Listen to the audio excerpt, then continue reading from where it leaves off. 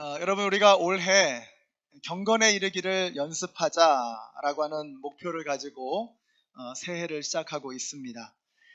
감사하게도 여기저기서 정말 올해는 경건을 훈련하고 싶다, 특별히 하나님의 말씀을 좀 배우고 싶다 하는 그런 다짐을 하는 분들을 참 많이 만나고 있습니다. 가장 중요한 출발점은 예배라고 말씀드렸습니다.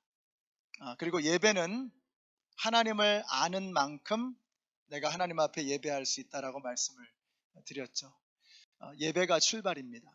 그래서 우리는 열심히 일하는 worker, 일꾼이 되기 전에 먼저 worshiper, 예배자가 되어야 한다라는 말씀을 드렸어요. 내가 하나님을 우습게 알면 내가 예배를 소홀히 할 수밖에 없습니다. 하나님이 나의 생명임을 고백한다면 그 사람의 예배는 생명을 담는 진실된 예배가 되어질 수밖에 없습니다. 그래서 내가 하나님을 어떻게 고백하고 하나님을 어떻게 인정하고 하나님을 뭐라고 알고 있느냐에 따라서 나의 예배는 달라질 수밖에 없습니다. 그래서 우리가 하나님을 알기 위해서 말씀을 공부해야 됩니다. 우리가 그 사람의 말을 들어보면 그 사람이 어떤 사람인가를 알 수 있죠. 하나님을 알기 위해서 우리에게 주신 분명한 메시지, 그것이 바로 하나님의 말씀입니다. 그래서 오늘 광고에도 나갔지만 올해 성경 공부 메뉴가 쏟아졌죠. 그래서 all you can이십니다. 여러분 마음껏 드실 수 있어요. 마음껏 메뉴를 인조이 하시고 하나님의 말씀을 정말 풍성하게 드시는 올 한 해가 되시기를 바랍니다. 로마서, 요한계시록, 구약의 뼈대 잡기, 예수님의 생애, 그리고 이번 수요일부터 성경 일독 학교를 시작을 합니다. 다음 달부터는 이제 삶 공부가 시작이 되는데요. 오늘 내려가시면 여러분이 등록을 하실 수가 있습니다. 생명의 삶은 우리 연합장로교 교인은 모두가 다 반드시 들으셔야만 하는 그러한 공부죠. 그래서 구원의 기본 진리, 그리고 예수를 믿는다는 게 도대체 무엇인가 뿐만 아니라 김 목사가 어떤 목회 방향을 가지고 있느냐, 우리 교회는 어떤 방향으로 가고 있느냐 하는 것을 나누는 그러한 공부입니다. 주일에도 한번 하고 또 주일에 못 하시는 분들을 위해서 주중에도 한번 할 생각입니다. 또 경건의 삶이 있습니다. 여러분이 경건의 훈련을 구체적으로 할 수 있는 아주 좋은 my favorite, 정말 너무 좋은 공부라고 생각이 돼요. 그래서 금식의 훈련, 기도의 훈련, 명상, 말씀 묵상, 예배, 찬양의 훈련, 그러니까 경건의 훈련에 있어서 빼놓을 수 없는 중요한 항목들을 하나하나 일주일에 하나씩 그렇게 공부를 해나가는 공부가 바로 경건의 삶입니다. 올해 새로 오픈하는 게 이제 하나님을 경험하는 삶이에요. 그래서 아무나 하실 수 있는 건 아니고 경건의 삶을 마치신 분들이 하실 수 있는 게 바로 이제 하나님을 경험하는 삶입니다. 우리의 신앙생활이 왜 재미가 없느냐, 왜 밋밋하냐? 당연합니다. 하나님을 경험하지 못해서 그래요. 하나님을 경험한 사람의 신앙생활은 익사이팅 할 수밖에 없죠. 그래서 하나님을 경험하는 삶을 저희가 훈련하는 그런 삶 공부입니다. 그래서 이제 하여튼 올해는요, 여러분이 이제 예배 마치면 내려가셔서 친교도 하시고 커피도 드시고 다과도 하시고 담소도 나누시고 그러다가 1시 반이 딱 되면 어이구 시간 됐네 하고 성경 공부하러 딱 올라가시는 거예요. 운동하시다가도 1시 반이 되면 딱 올라가셔서 성경 공부하고 그리고 내려와서 다시 운동하시고, 올해는 여러분이 육체의 건강뿐만 아니라 영적인 건강을 좀 챙기시기를 바라요. 육체의 훈련은 약간의 유익이 있으나 경건의 훈련은 범사에 유익하니 금생과 내생에 약속이 있느니라. 여러분 올 한 해 여러분의 육신의 건강과 함께 영적인 건강을 잘 챙기셔서 하나님을 더 많이 알아가시고, 그래서 여러분의 예배가 더 깊어지고 풍성해지게 되시기를 우리 예수님의 이름으로 축원합니다. 자, 오늘은 경건 훈련의 모범적인 샘플 하나를 케이스 스터디를 하려고 합니다. 바로 다윗입니다. 오늘 우리가 읽은 본문은 바울과 바나바가 첫 번째 전도 여행을 하는 중에 비시디아 안디옥, 소아시아에 있죠. 이 비시디아 안디옥에 가서 복음을 전하는 중에 나오는 말씀입니다. 여기서 바울이 다윗을 3번을 언급하는데 결국 무슨 내용이냐? 다윗은 어떤 사람이냐? 다윗은 하나님의 마음에 맞는 사람이다. 옛날 번역에는 하나님의 마음에 합한 사람이다. 원어 그대로 번역하면 이 마음이라는 단어는 심장이라는 뜻입니다. 그러니까 다윗은 하나님의 심장과 딱 맞아떨어지는 사람이라는 거예요.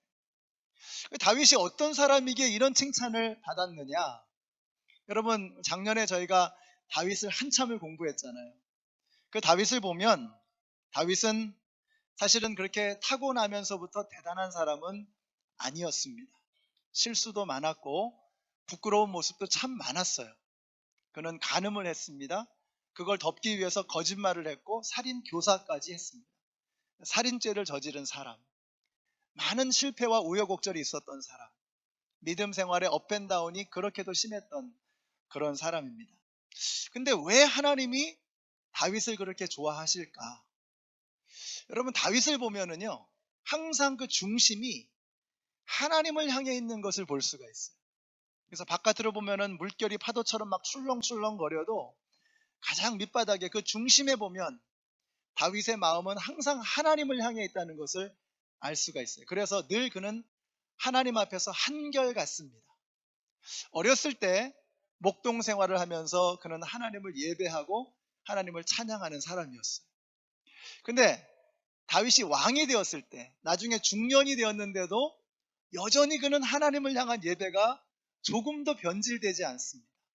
바지춤이 내려갈 정도로 온몸을 흔들면서 하나님을 예배할 줄 아는 사람, 한결같은 마음으로 하나님을 예배하는 사람이었어요. 다윗의 시편이 굉장히 많죠. 근데 그 시편들을 보면은요, 다윗의 노래들을 가만히 보면 이게 어떤 찬양은요, 막 엄청난 기쁨으로 막 하나님 앞에 막 찬양하고 예배하고 승리를 선포하고, 근데 어떤 시편을 보면 막 하나님 앞에 원망을 해요. 저 원수를 좀 죽여달라 그러고 막 하나님 앞에 한탄을 하고 한숨을 터뜨리고 그런단 말이죠. 근데 한결같은 공통점이 있어요. 그가 원망을 쏟아놓을 때도 그렇고 하나님을 향한 승리의 찬양을 부를 때도 그렇고 똑같은 공통점은 뭐냐? 무슨 말을 쏟아놓든지 간에 그는 항상 하나님 안에 있었다는 거죠. 그러니까 여기서 우리가 놀라운 것을 배우는 거예요. 우리가 한숨을 터뜨리고 원망을 하고 다른 사람에게 불평을 터뜨린다고 할지라도 그것이 하나님 안에서라면 그게 찬양이 될 수 있다는 거예요. 다윗은 한숨을 터뜨릴 때도 기쁨의 찬양을 부를 때도 그것이 항상 하나님 안에 있었기 때문에 그는 한결같은 마음으로 하나님을 만나는 그런 사람이었다라는 것입니다. 그의 중심이 하나님을 향해 있었던 것이죠. 그렇다면 다윗이 원래부터 그런 사람이었느냐? 절대로 그렇지 않습니다. 다윗은 그런 사람이 아니에요. 그는 수많은 우여곡절과 시련과 시험을 통해서 연단받고 훈련받음으로써 그런 사람으로 키워져 갔던 것입니다. 그래서 우리가 오늘 다윗의 인생 전체를 한번 조망하면서 어떻게 그가 경건의 훈련을 받았고 어떻게 그가 경건의 그 영성의 관리를 했는가 하는 것을 좀 살펴보려고 합니다. 자, 다윗을 보면서 느끼는 첫 번째가 뭐냐면요, 넘어지는 법을 잘 배워야 되겠다라는 것입니다. 여러분, 스키를 처음 탈 때 뭐부터 배우는지 아세요? 넘어지는 것부터 배웁니다. 그 다음에 배우는 게 뭔지 아세요? 넘어졌다가 일어나는 법을 배우는 거예요. 스키를 타는 법을 배우는데 스키를 어떻게 하면 잘 탈까를 배우는 게 아니고 넘어지는 법을 배우고 안 아프게 넘어지고 그 다음에 잘 일어날 수 있는 법을 배우는 거예요. 뭐 유도를 배울 때, 합기도를 배울 때 다 마찬가지죠. 처음부터 하는 게 뭐냐면 낙법을 배우잖아요. 어떻게 하면 잘 넘어질 것이냐. 우리 축구가 지금 이제 아시안컵 8강을 못 넘어가서 참 마음이 아픈데요. 근데 여러분, 축구할 때 선수들이 수도 없이 넘어지거든요. 근데 잘 넘어져야 돼요. 그래서 안 아프게, 안 다치게 잘 넘어지는 게 중요합니다.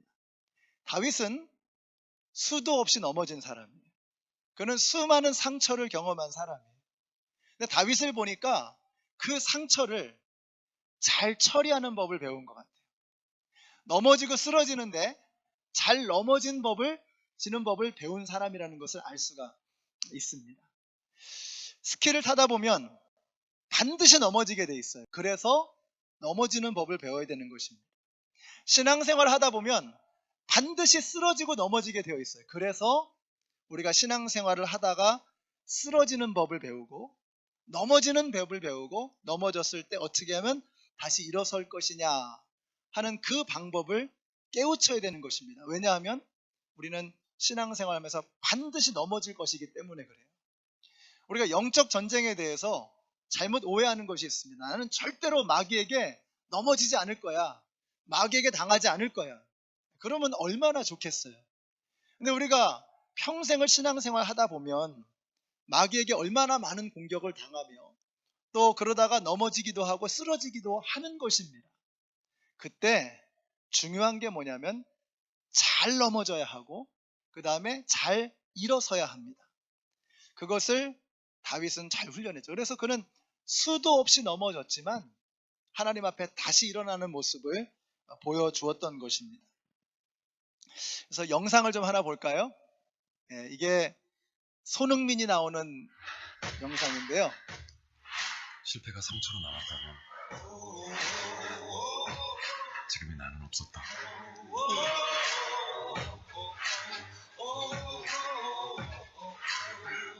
어제의 아픔을 내일로 가져가지 않는다.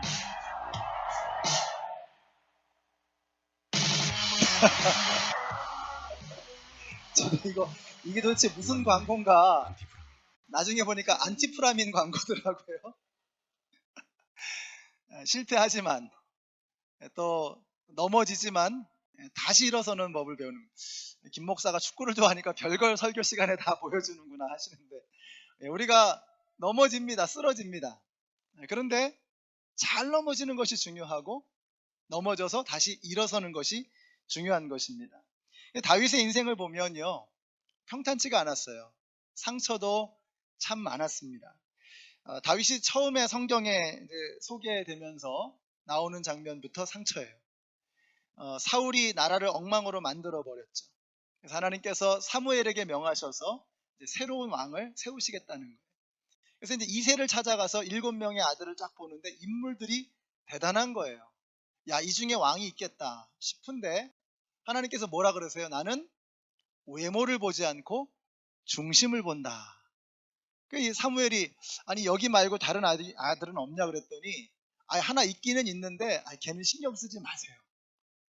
아니, 아버지가 막내 아들을 두고 걔는 신경 쓰지 볼 것도 없습니다. 그때 다윗의 나이가 16이었습니다. 한참 사춘기를 겪을 틴에이저의 나이였어요. 그런데 이렇게 집안에서 부모한테 왕따를 당하네요. 얼마나 상처가 컸을까요? 야, 나는 부모님에게 사랑도 받지 못하고 어디 주워왔나 봐, 다리간에서.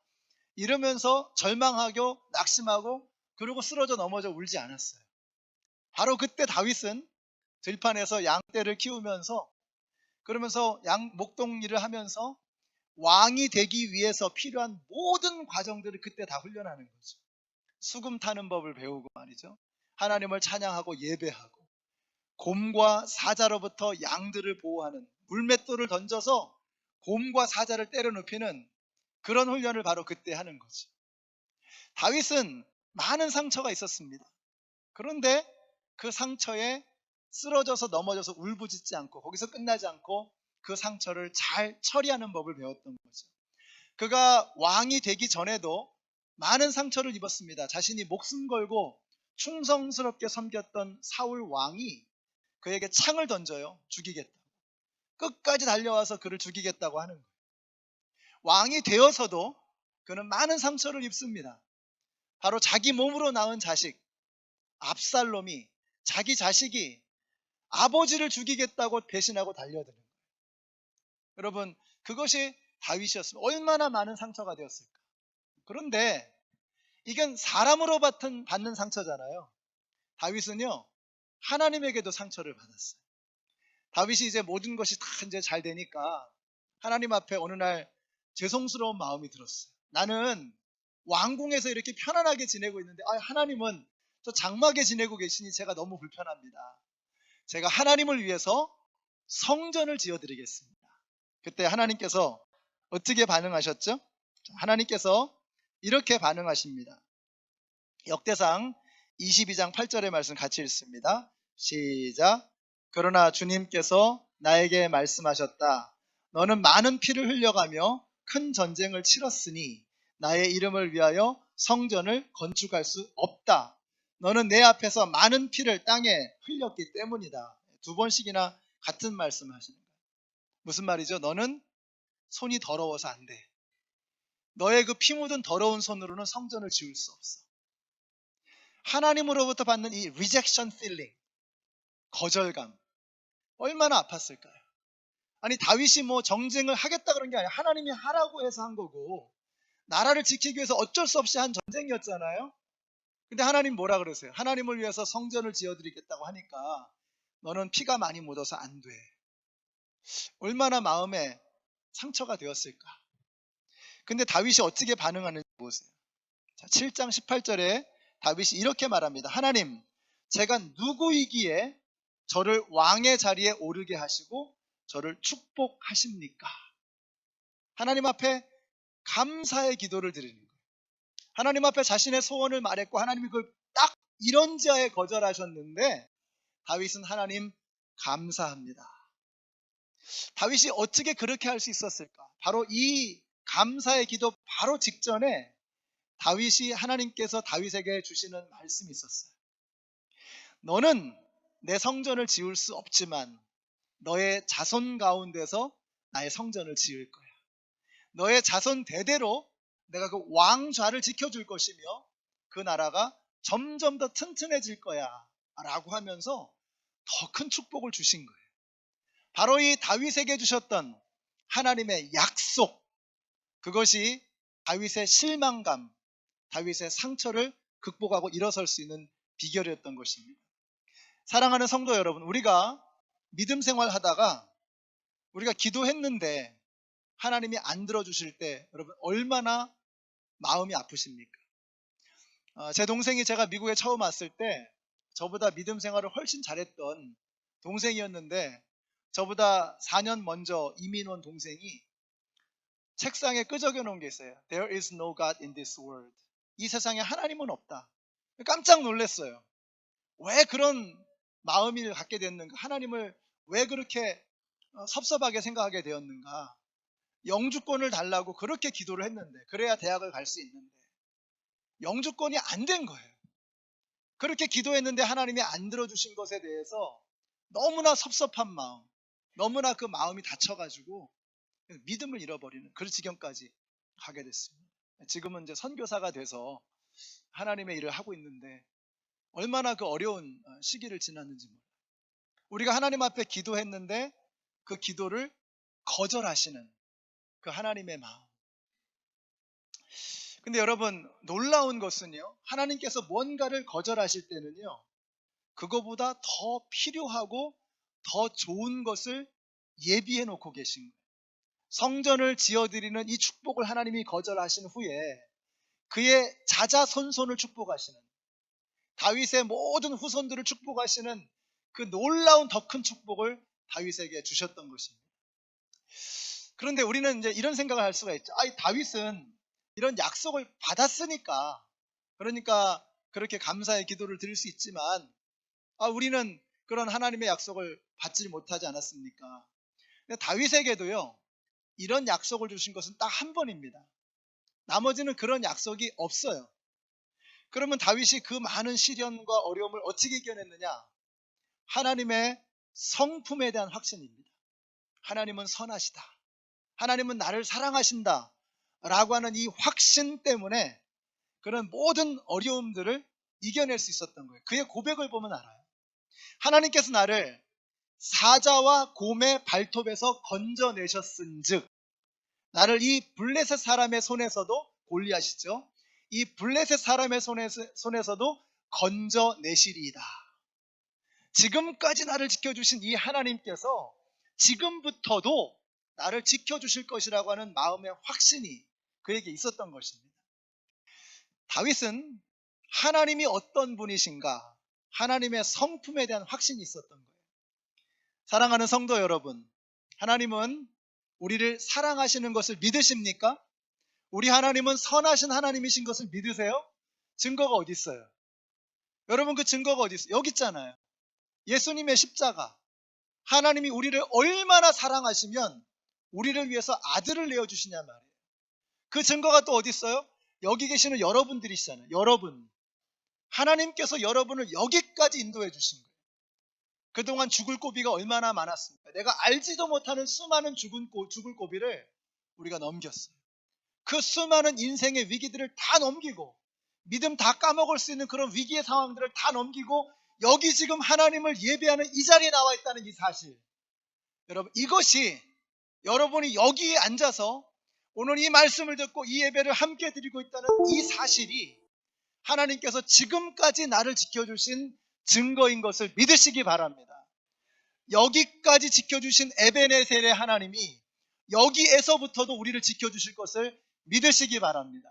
그 하나님의 성품을 붙잡는 거예요. 하나님은 선하시다. 하나님은 나를 사랑하신다.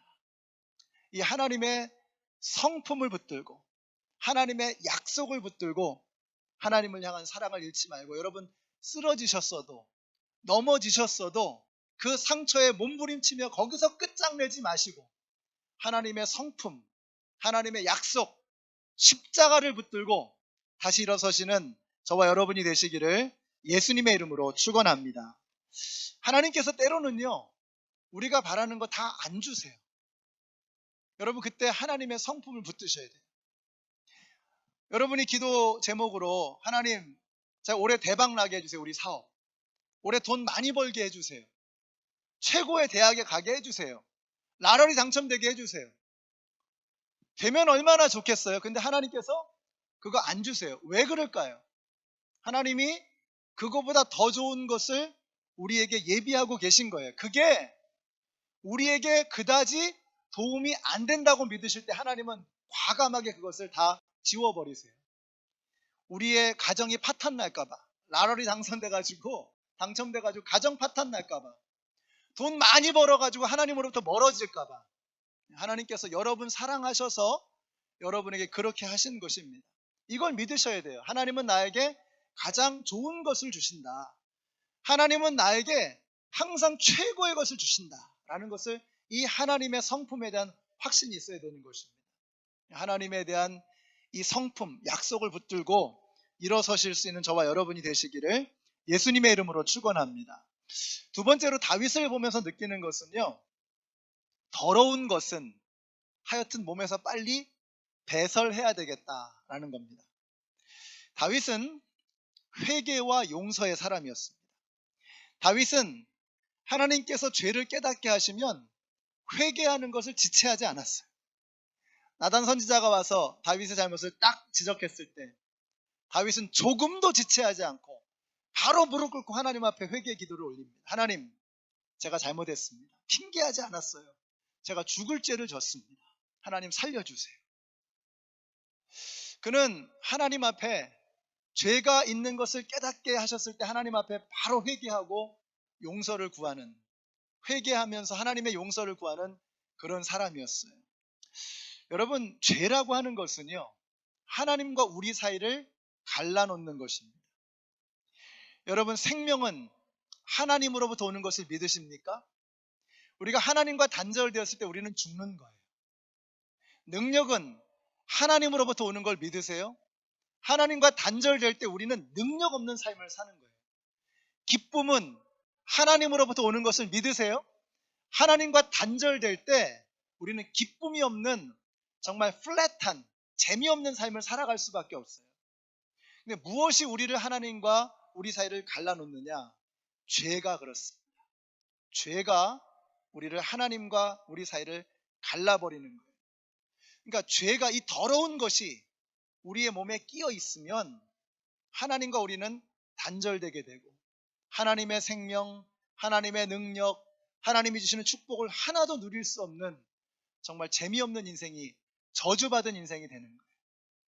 그래서 여러분, 하나님께서 여러분에게 예배 중에라도 내 죄악을 생각나게 하시면 지체하지 마세요. 예배 끝나고 아니에요. 그 말씀이 깨달아지는 그 순간 하나님 앞에 무릎 꿇고 기도하는, 하나님 살려주세요. 제가 잘못했습니다. 더러운 것을, 그 더러운 죄악을 여러분의 몸에 오랫동안 머물게 하지 마세요. 그것이 여러분을 병들게 하는 것입니다. 또 한 가지, 다윗은 용서의 사람이었습니다. 다윗이 많은 사람들을 용서했죠. 그 중에서 예를 들어서 다윗을 죽이겠다고 끝까지 달려왔던 그 사울이 죽었을 때 그는 방성대곡을 했습니다. 진심으로 슬퍼했어요. 압살롬이 아버지를 반역했죠. 다윗을 반역했잖아요. 압살롬을 용서하죠. 도망치는 중에 시므이라는 사람이 나타나서 막 돌을 던지고 먼지를 날리면서 욕설을 퍼부었습니다. 근데 그 시므이를 용서하죠. 예수님도 우리에게 용서하라고 말씀하셨어요. 베드로가 몇 번을 용서할까요? 7번씩이나 용서할까요? 그랬더니 예수님 뭐라고 하세요? 70번씩 7번이라도 용서해라. 490번 용서하라는 말입니까? 아니죠. 용서가 몸에 배는 너의 라이프 스타일이 되어지기를 원한다는 거예요. 용서하는 사람이 되기를 원하신다는 거예요. 사도 바울도 뭐라 그랬어요? 너희가 분을 품는 거 좋다 이거예요. 근데 해가 지도록, 밤이 새도록 분을 품고 잠들지 말라 그랬어요. 왜 그랬을까요? 여러분이 누구를 미워하고 용서하지 못하고 분을 품으면 여러분이 미워하는 그 사람이 괴롭습니까? 여러분이 미워하는 그 사람이 죽습니까? 아니에요. 분을 품고 있는, 미움을 품고 잠든 내가 죽는 거예요. 그래서 하나님은 우리에게 말씀하시는 거예요. 용서해라. 사랑하는 성도 여러분, 저와 여러분은요, 죄악이라든지 미움이라든지 이런 더럽고 지저분한 것을 품기에는 너무나 거룩한 존재로 하나님이 창조하셨어요. 우리를 세상의 어느 것보다도 소중한 그러한 존재로 창조하셨어요. 이 거룩하고 아름다운 우리 안에 죄악이나 더러움이나 미움이나 분노나 이따위 쓰레기를, 이따위 더러운 것들을, 이따위 배설물들을 그냥 내버려 두시면 안 돼요. 자꾸 이렇게 빼내셔야 돼요. 더러운 것은 하루라도 빨리 배설하셔야 해요. 그래서 여기 나오신 우리 성도님들, 여러분 죄가 생각나시면 죄를 바로바로 회개하시고요. 여러분이 미워하는 사람이 있으면 그거 오래 가지고 계시지 마세요. 여러분이 죽습니다. 여러분에게 좋지 않아요. 그래서 우리 한번 옆에 있는 분들에게 이렇게 한번 말씀해 주세요. 우리 회개합시다. 말씀해 주세요. 회개합시다. 용서합시다. 말씀해 주세요. 용서합시다. 여러분은 그런 것들을 품고 있기에는 너무나 거룩하고 너무나도 존귀한 존재들이십니다. 그런 더러운 것들, 그런 추악한 것들 더 이상 우리 안에 두지 않으셨으면 좋겠어요. 자, 마지막으로 다윗의 영성을 보면 다윗은 이 신앙생활하고 현실생활을 도대체 분리하지 않는 것을 볼 수가 있어요. 그래서 세 번째로 뭐냐면 이중생활을 청산하자. 이중생활을 청산하자. 한번 따라해 주시겠어요? 이중생활을 청산하자. 이중생활을 청산하자. 올해는 여러분 제발 이중생활을 청산하십시오. 이중생활하면 그래서 인생이 피곤해요. 여기 가선 이렇게 하고 저기 가선 저렇게 해야 되는 그 이중생활이 얼마나 우리를 피곤하게 하고 우리를 무능력하게 하고 있습니까? 자, 다윗이 블레셋 족속에게 피해가지고요, 목숨을 이제 이렇게 부지를 하고 있었어요. 근데 발각이 됐어요. 그때 다윗이 어떻게 했죠? 침을 질질 흘리면서 머리를 끄적끄적 하면서 엉뚱한 소리 해가면서 미친 척을 했죠. 자, 다윗이 그 위기의 상황에서 잔머리를 잔뜩 굴려가지고 목숨을 지금 구한 겁니다.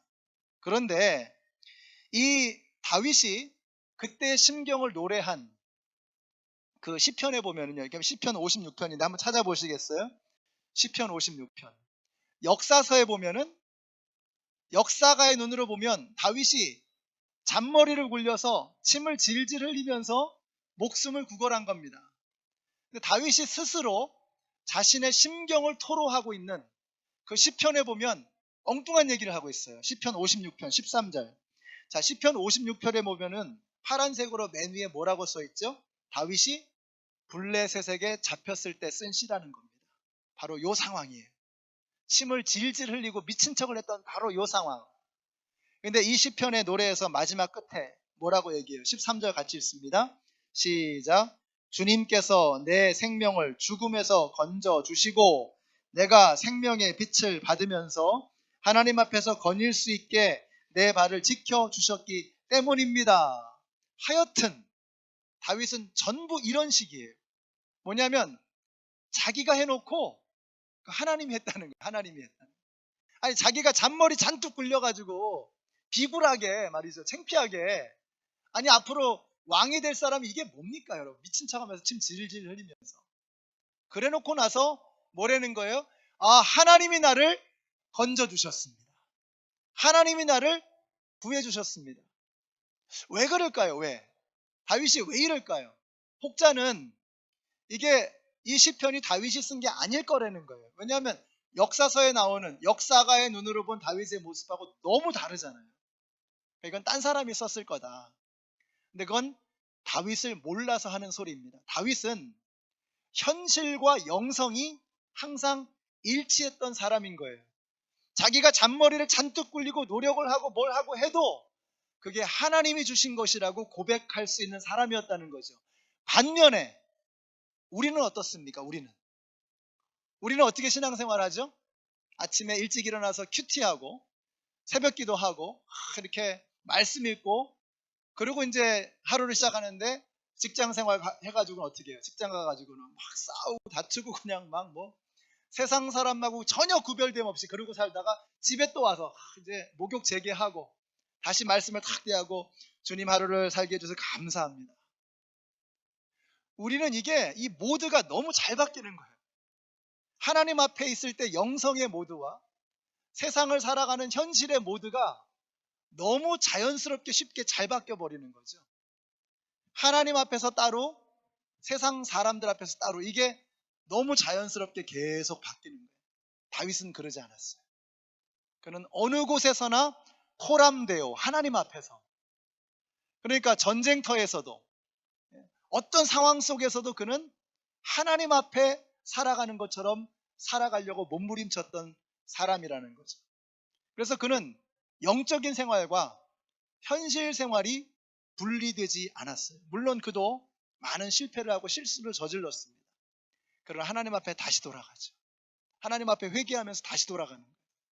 그러면서 점점 더 하나님을 향해 나아가는 그런 믿음의 진보를 보여주었던 거죠.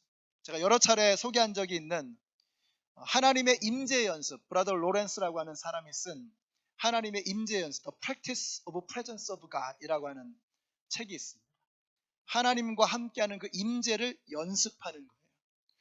우리가 어떻게 영성 생활과 현실 생활을 하나로 통합해 나갈 수 있을까? 연습이 필요합니다. 훈련이 필요해요. 마치 하나님이 지금 여기 계시는 것처럼. 사랑하는 성도 여러분, 지금 성령님께서 이 자리에 계신 것을 믿으십니까? 우리의 눈에 안 보이지만 내 귀에 지금 당장 그분의 음성이 안 들리지만 여러분 하나님은 지금 여기에 계세요. 우리에게 말씀하고 계세요. 우리의 아픈 곳을 지금 어루만져주고 계세요. 그걸 자꾸 민감하게 느끼기 시작하고 들으려고 하고 그분의 말씀대로 순종하며 살아가려고 몸부림치는 이 하나님의 임재의 연습. 그래서 교회 안에서만 믿음 생활하는 척하고 세상에 나가서 내 마음대로 사는 게 아니라 하나님이 거기까지 나를 따라오신다. 어디에서나 하나님은 나와 함께 하신다. 내가 운전할 때도 하나님은 내 옆에 앉아 계시고 내가 샤워할 때도 내가 직장 생활을 할 때도 내가 무슨 일을 할 때도 하나님은 거기 나와 함께 하신다 라고 하는 하나님의 임재 연습을 통해서 우리의 현실 생활과 믿음 생활은 하나로 통합되어져야 합니다. 이중 생활하면요 인생이 피곤한 거예요. 맨날 거짓말 해야 되잖아요. 맨날 척해야 되잖아요. 얼마나 피곤하고 힘들겠어요. 그래서 신앙생활이 피곤한 겁니다. 그래서 교회 다니면서 힘을 얻는 게 아니라 오히려 지쳐가는 거예요. 왜 그래요? 이중생활 때문에 그래요. 현실과 영성이 하나로 통합되어질 때 능력이 나타나는 거예요. 기쁨이 나타나는 거예요. 하나님 다윗처럼 막 춤을 추면서 하나님 앞에 신령과 진정의 예배를 드리면서 전쟁터에서도 하나님과 함께, 집에서 쉴 때도 하나님과 함께, 오늘 여기서 만난 그 하나님을요, 여러분의 삶의 자리로까지 함께 모시고 그곳으로 같이 가시게 되시기를 바라요. 오늘 말씀을 마치겠습니다. 다윗은 타고난 영성의 대가가 아니었습니다. 세상에 그런 사람 없습니다. 결국은 훈련입니다. 사랑하는 성도 여러분, 올해는 우리 열심히 경건의 훈련 한번 해보십시다. 그래서 상처 입을 일이 생길 때 여러분이 그걸 잘 처리하는 법을 훈련하세요. 올해부터는 정말 내가 잘해보려고 했는데 연초부터 저 사람 때문에 시험 받았어요. 당장 때려칠래요. 여러분, 하나님께서 왜 여러분을 시험에 들게 하셨습니까? 왜 그런 어려움을 겪게 하셨어요? 하나님이 여러분을 어느 날 그냥 갑자기 당장 그냥 갑자기 믿음의 사람으로, 갑자기 경건의 사람으로, 갑자기 완성된 다윗의 믿음의 모습으로 펑 그렇게 만들어주시는 게 아니에요. 하나님이 그런 영성을 훈련할 수 있는 훈련의 장으로 여러분을 몰고 가시는 거예요. 여러분이 훈련할 수 있는 기회를 주시는 거예요. 하나님은 어느 날 갑자기 우리를 믿음의 사람으로 만들어 버리시는 게 아니에요. 믿음을 훈련할 수 있는 기회를 주시는 거예요. 우리를 갑자기 경건의 사람으로 만들어 주시는 게 아니에요. 경건을 훈련할 수 있는 기회를 주시는 거예요. 우리를 대단한 인내의 사람으로 갑자기 어느 날 만들어 주시는 게 아니에요. 인내할 수 있는 훈련의 기회를 주시는 거예요. 연초부터 여러분에게 시험될 만한 일들이 생겼다고 한다면 그건 틀림없습니다. 하나님께서 올해 여러분을 정말 믿음의 사람으로, 훈련되어진 경건의 사람으로 만들기를 작정하신 거예요. 그러니까 여러분이 성경 공부도 할까 말까 고민하시는 분들은 내려가서 무조건 사인업 하시고요. 전혀 생각 없으셨던 분들 지금부터 고민하십시오. 그래서 올해는 한번 좀 해보세요. 비껴가지 마시고 피해가지 마시고 정말 여러분이 믿음과 영성을 하나로, 현실을 하나로 통합하는 그런 능력 있는 경건의 사람들이 되시기를 바라요. 여러분 배설을 잘 하십시오. 그래서 더러운 것, 수확한 것 다 빨리빨리 몸에서 마음에서 다 뽑아버리시고 가벼운 몸과 마음으로 하나님 앞에 밝은 영성으로 기쁨으로 나아가실 수 있는 저와 여러분이 되시기를 바랍니다. 그래서 여러분의 믿음이 오래 성장하시고 하나님을 더 뜨겁게 예배하는 하나님의 사람들이 다 되시기를 예수님의 이름으로 축원합니다. 기도하겠습니다.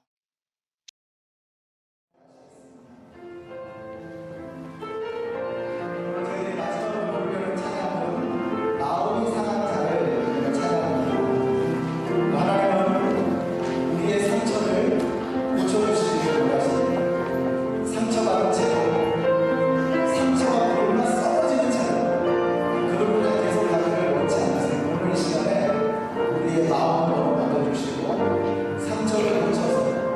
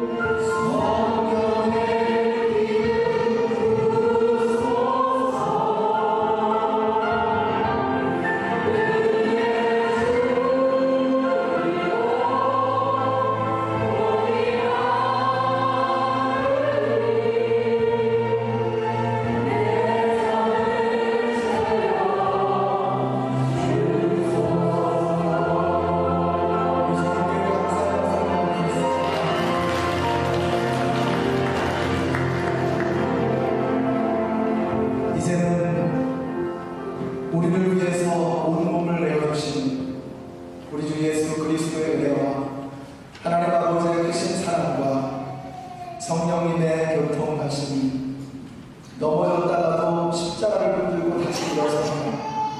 십자가에서 흐르는 그 보혈로 죄악과 미움의 모든 더러운 것을 다 씻어버리며 이제는 십자가 안에서 예수님의 임재 안에서 성령님과 함께 믿음과 현실이 하나가 되어지는 은혜를 경험하며 살아가기를 소원하는 하나님의 모든 백성들 머리 위 이제부터 영원토록 함께 하시기를 예수님의 이름으로 축원하옵나이다.